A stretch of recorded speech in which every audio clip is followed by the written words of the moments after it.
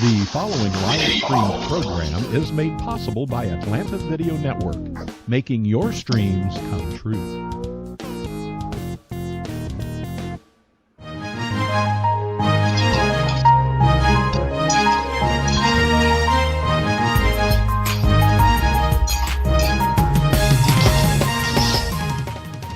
It's time once again for another edition of Talk to Me.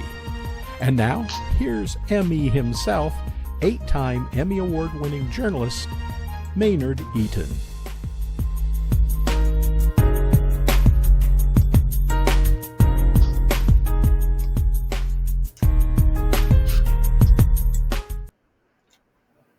Hello again, friends, and welcome to our weekly edition of Talk to Me, conversations with business influencers, cultural leaders, and political influencers.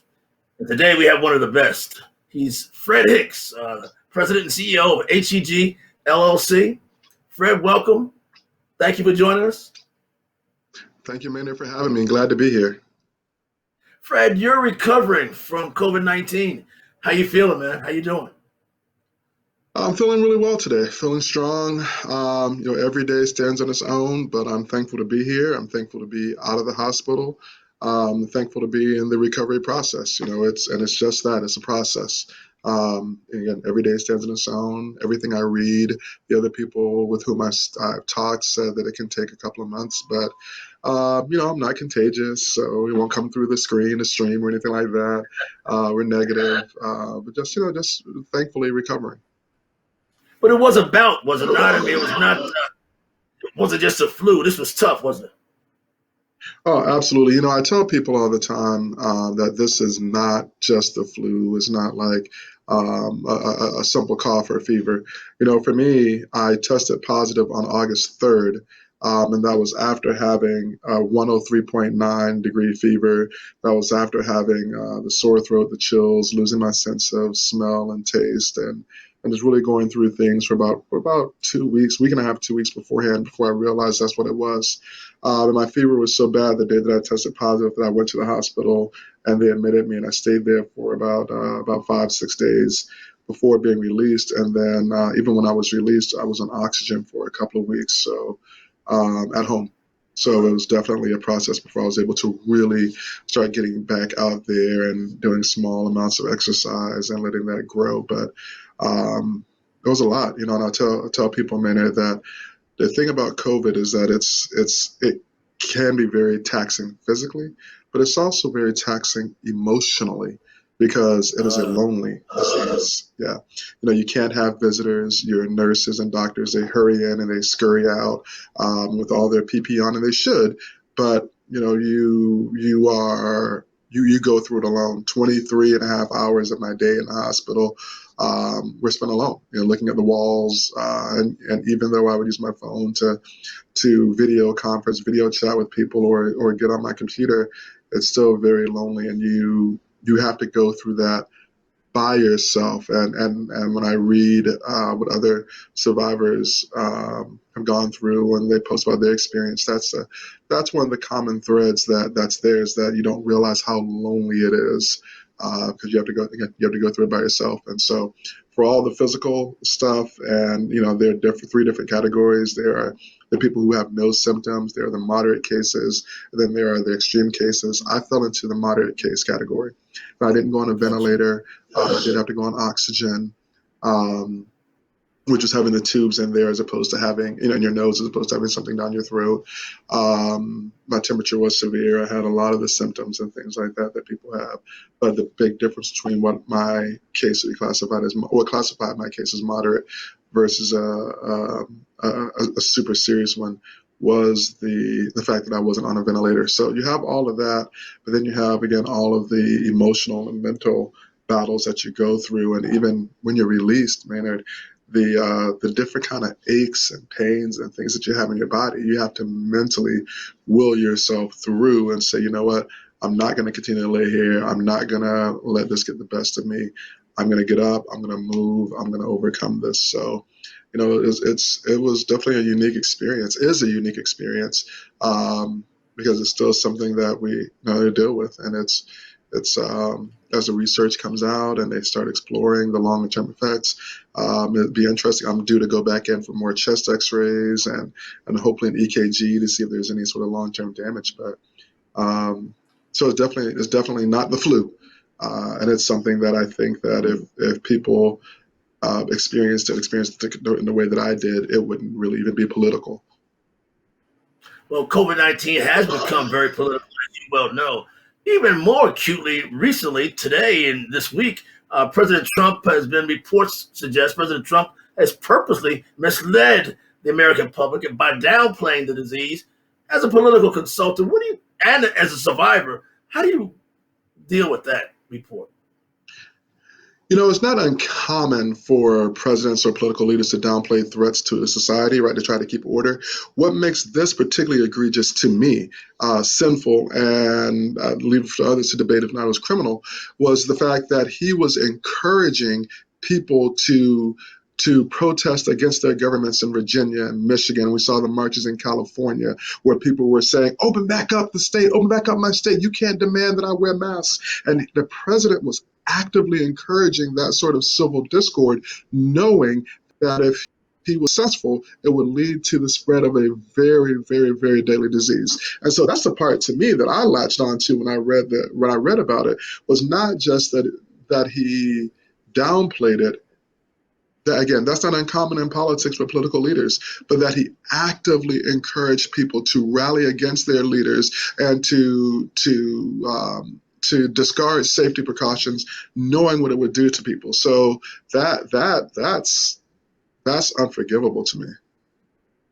You talk about civil discord, as you well know, perhaps in the hospital for some of this. The Black Lives Matters movement encompassed the country this summer. The summer of racial reckoning.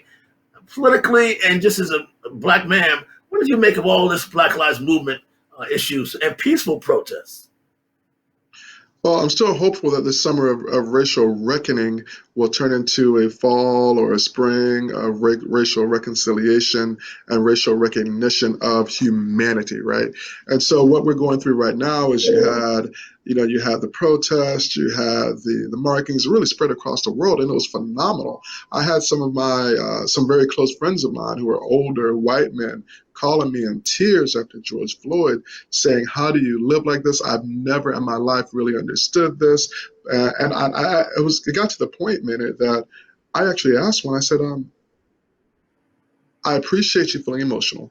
I appreciate you reaching out to me. But I have a question. Why now? You didn't call me after Trayvon Martin. You didn't call me after Tamir Rice. You didn't call me after Jordan Davis in Florida. You didn't call me after any number of incidents, because the list is long. You didn't call me after Breonna Taylor. You didn't call me after Sandra Bland. Why? You didn't call me after Dallas and the cop was getting hugged by the judge. You didn't call me after all of that. Why this? And what he said to me was really interesting. He said, yeah, but I've never watched a man die on camera before, and call for his mother right before he died. And so, Maynard, it reminded me, I think about all the work that you've done with the SCLC and as part of the civil rights movement, and I thought back to the Edmund Pettus Bridge, and I thought back to Bull Connor, and just how seeing German shepherds attacking innocent black folks walking, and people being hosed down, how that seemed to grab the consciousness of America and make it real. I think in many respects, George Floyd, more than Arbery even. I mean, and Arbery, I shouldn't say more than Arbery. The video of Arbery followed closely by the video of George Floyd, just I think made it undeniable to people. Now, what we do with that, what public policy comes out of that, emanates from that, that's a completely different story. And to me, that's the next step, the next phase. And so, I don't know, when you have a president who's stoking racial fear, who's saying that people shouldn't talk about this, who's threatening to withhold funding from schools if they participate in the 1619 project where we learn the full history of America, I'm not sure where exactly this will go, but as a black man, I will say this, that fatigue really starts to set in. 'Cause I'm not just a black man. I'm the father of a daughter and a son. It's she's 21, he's 19, and so they're in that age range, and I worry about them both. So it's not just my own humanity and the things I worry about for my own safety. I also worry about my children's safety, right? And as they are young adults in this world, and it's, I'd say, fatigue and a little bit of weariness, and you wonder, when will it ever end? You wonder, how will my humanity, how will their humanity be recognized? At any point, will it? And how do we get from here to there? Because even here in Atlanta, right? So Rayshard Brooks and his situation, and I say Right. situation because I've been very vocal in saying that I thought that Rayshard Brooks, in terms of a social movement and social change, could be the most important figure because he wasn't perfect, right? We have this notion that you and unfortunately society has proven it to be has proven it to be the case that if you're black and you have a bad encounter with the police, you better have a perfect background if you want to get any kind of any kind of sympathy. But when we can get to the point that someone who does not have a perfect background, someone who maybe they have a record, maybe they have gold teeth, or maybe they're not clean shaven or whatever, and they can get equal treatment or get the kind of sympathy from the public that someone else gets, then that's the point that we need to strive to. So to me, Rayshard Brooks is vitally important, and how that plays out will be very critical to this whole racial reckoning and racial reconciliation and racial recognition movement. Fred, I would imagine, like most fathers, black fathers, you've had that talk with your son about dealing with the police, have you not? Count. Too many times to count. I've had that conversation more than I've had the birds and bees conversation with him, right? Because it seems like it comes up more often, and and he's in that, what I call the Parkland generation, right? So you have the conversation about how you interact with the police, you have the conversation about gun violence, and then you layer into this whole thing that he was in elementary school and middle school when Newtown happened, and then he's in high school when Parkland happens, and so that sort of deep-seated psychological trauma. For me, growing up as a military kid, overseas, we had bomb threats. I understand that kids here in the U.S. had fire drills, but we had bomb drills and stuff like that because my mom was stationed. We were stationed in Europe. It was the height of the Cold War. The Berlin Wall was still up, and all of those kinds of things. And the psychological effect of growing up in that was certainly. I certainly have recognized it as an adult, and I wonder for these kids now, and I think my son, I think, gosh, what is he going to look like when he's 30, 35? How is it going to impact his parenting of his children should he have kids? So yeah, it's you have the talk, you have the worry, and you know that they're still kids, even though they're 21 and 19. They're going to do dumb things. They're going to be out in places where they shouldn't be, or you wouldn't be at 40 or 60, and so yeah, it's definitely a worry. Speaking of the Edmund Pettus Bridge, as you as politically astute as you are, you well know there's a race on for a special election for the fifth district. John Lewis's old seat. You have Dr. Robert Franklin competing, Representative Abel Mabel Thomas, our friend Kwanza Hall, and my friend Stephen Muhammad, among others. A special election. What are your thoughts about this? Why are they even running, you think? Yeah, so first of all, I think it's very important for people in the fifth district and people, period, to understand that the fifth district needs to have a vote. There's a lot of very important stuff coming up. Here they're still debating the COVID relief package, the next stimulus, right? There's still stuff around voting rights. There's still other issues coming up about the middle of the election where people maybe they don't realize that if let's say there's a tie in the electoral college, well, the decision of who becomes the president goes to the House. And so the fifth district should definitely have a voice and a say in that. And then who knows what new thing the president's going to come up with that you need to have a voice there. So first of all, someone needs to fill that seat. The fifth district, especially the fifth district, absolutely has to be represented in Congress, even if it's just for a few months or a few weeks. So that's the first thing. I think the second thing for why each one of these persons are running is probably they each have their own individual reasons, I'm sure, for why they are running. And so, that's probably more of a thing for them each individually. But to me, I look at it as, there are a lot of important issues that are still yet to be settled, and the fifth district should absolutely have a voice out there. Now, I know you've talked about this. I certainly have seen you mention it in social settings, but this was brought on by the timing of Congressman Lewis's passing. So had he passed before the primary, then you could have had or before qualifying, then you would have had an open race for that. Had he passed later, closer to the election, there's some debate about Georgia law, but there's certainly a law in the books that says for certain seats, if they become vacant due to death within 60 days, then the party does not get to place them on the ballot. So it was really due to the timing of Congressman Lewis's death that's kind of brought this on. But again, the bottom line, end of the day, voters in the 5th Congressional District should absolutely have a say in the government. You mentioned earlier you're doing some work with former City Councilman Kwanza Hall. Is that correct? I am, yes. So we started with him. Stephen Muhammad, who I know real well, I've done some writing for in this race, just yesterday applied to run in a general election as an independent. That's going to be a little different, running against Nikema Williams. Is that correct? That is. So you have Nikema Williams, and on the Republican side is Angela Staten King. Mm-hmm. Those who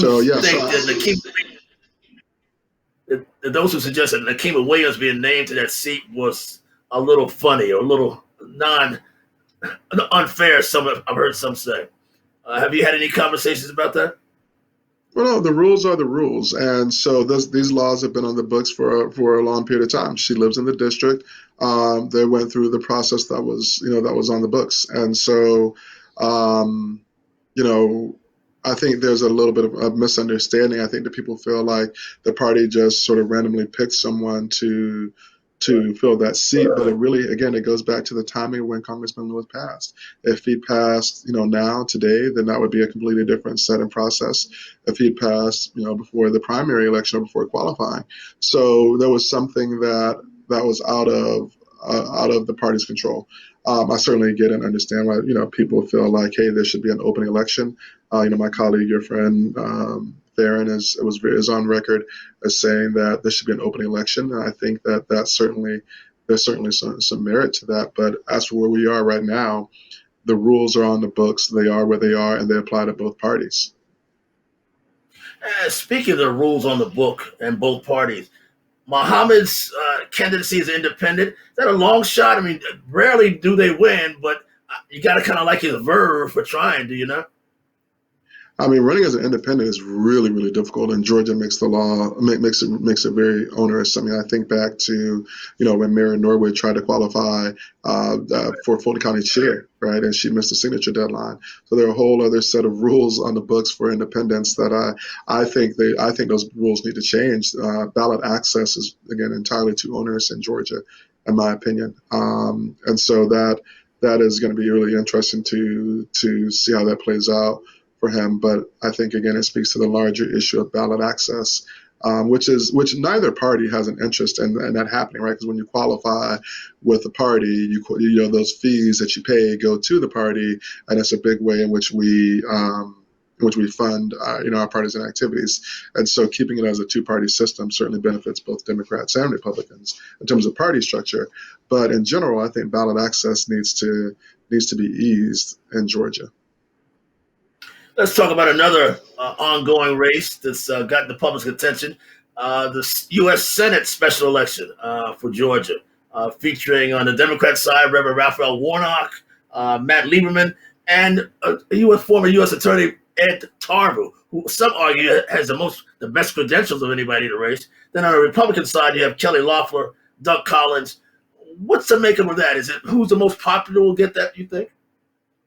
Well, outside of those that you mentioned, I think there are a total of about 14 people who filed to run for that and qualified to run for that seat.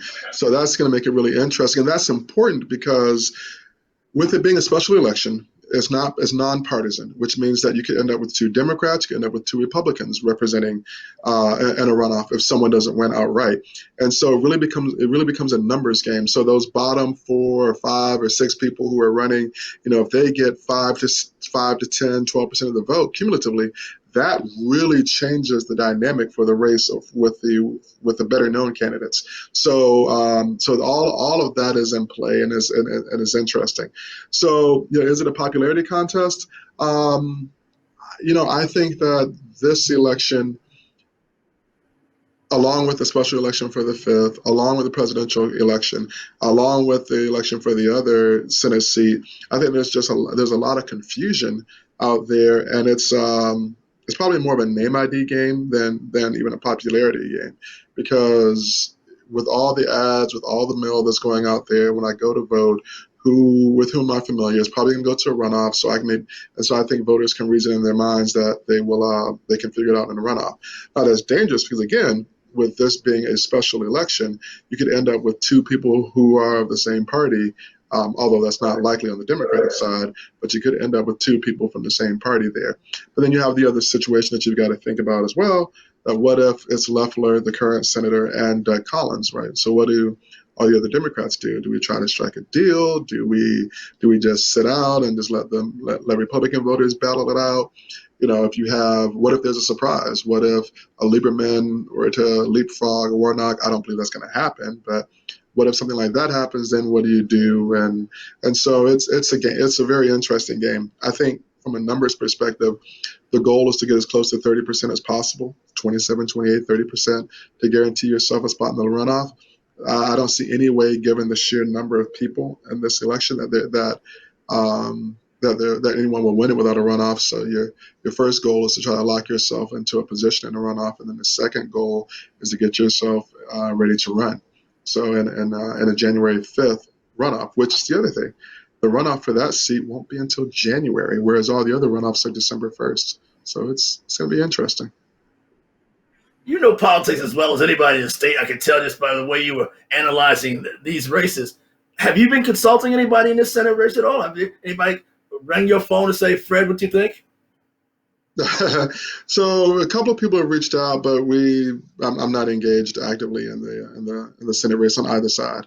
My focus, Maynard, has been really on the local. I have a real passion around criminal justice reform, so I love doing DA and sheriff races. And then I'm also fortunate working with some county parties right now, and also working with them and working with a few organizations. So we're doing a lot of work, but my interest and my personal focus is more on the local stuff. I'll let the others duke it out and figure out how to do it, a Zoom in Valdosta, and then do one in Sea Island, and then one in Columbus at the same time. I'll let them worry about that. We have a new Fulton County Sheriff and a new Fulton County DA.